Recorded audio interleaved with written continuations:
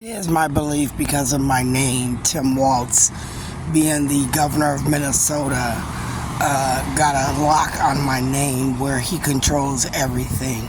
So, like when I went to go log on to the T-Mobile network and access the T-Mobile hotspot, which was supposed to allow me to do a paper. Now, be very clear. I said, Ilhan Omar taking for Bobby Joe Champion.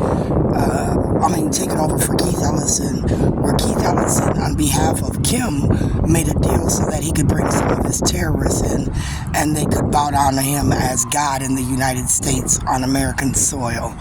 And I said that Keith retaliated, as well as Bobby had me beat up because I said Keith called himself God, and I said his son was Jeremiah like Jesus, and all those Somalian terrorists that he flew in was now bowing down to him and catering to his every whim so that they're friends and family.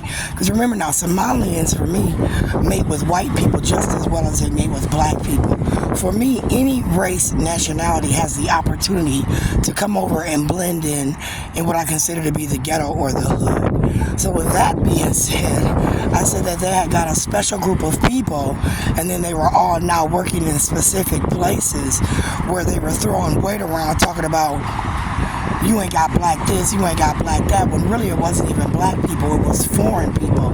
If you use the word color and then you go to race and nationality, they kind of bully people into these spots. So like the man that was at the welfare department on the day where the white man on the phone told Shayla the paperwork to bring in, and then when we got to the welfare department and the Somalian was there, he didn't like the fact that I told him, well, the white man told Shayla to bring this, that on the system she had just turned in some papers within the last 7 to 10 days, within the last 25 days, making those papers able to be used in the case that she was in, thus them telling her she qualified for daycare.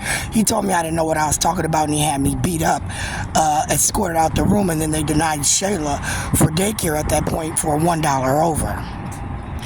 I don't know if Shayla was beat up subsequently after that.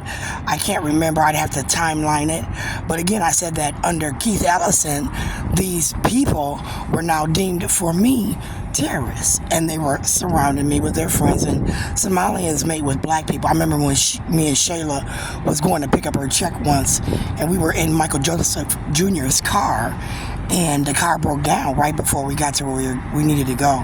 It overheated at that point, I think. And as it overheated and we had to wait for it to restart, we were entertained by this Somalian group of people who were drunk. I was entertained. Let me rephrase that. Shayla wasn't entertained.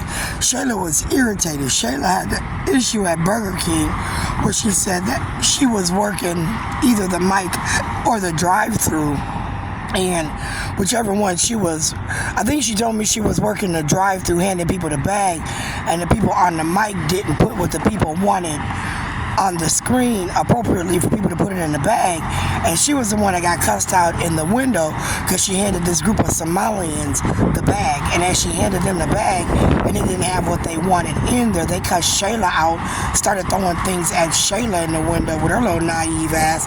My understanding from my daughter was they actually pulled around and it came into Burger King causing a commotion in Somalians, where the people in Burger King now sided with little sweet Shayla, who did not deserve that abuse from these groups, this group of women who happened to be Somalian. So it was like a big war at the fucking Burger King over there by the quarry.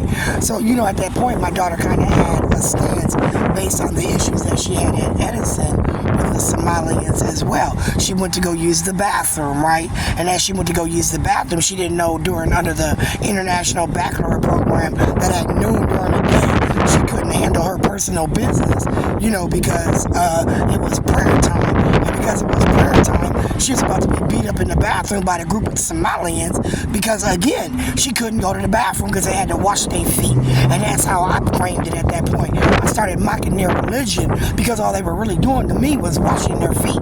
My daughter at that time, may she rest in peace, had a period. She had blood dripping and she needed to wipe her motherfucking ass, which was just as important as them wiping their motherfucking feet. So I didn't feel like they needed to wash their feet over my daughter wiping her ass.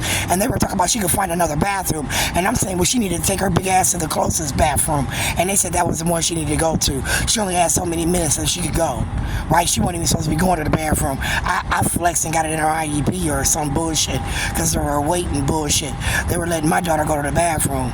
We weren't playing that game under that 504 plan, right?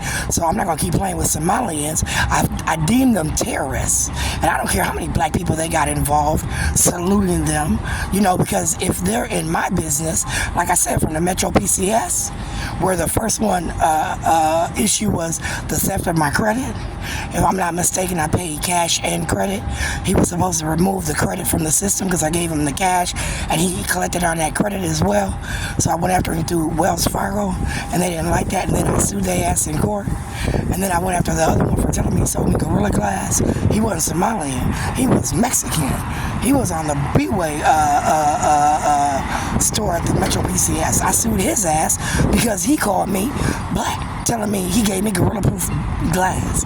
They said that was a derogatory statement. I sued him in court and I won. So I said at that time they had a separation of my Metro PCS contract in a district court, and then that's when they started terrorizing me through their special phone line, where again, Keith, why do I have a Verizon hotspot if I got motherfucking T-Mobile, bitch?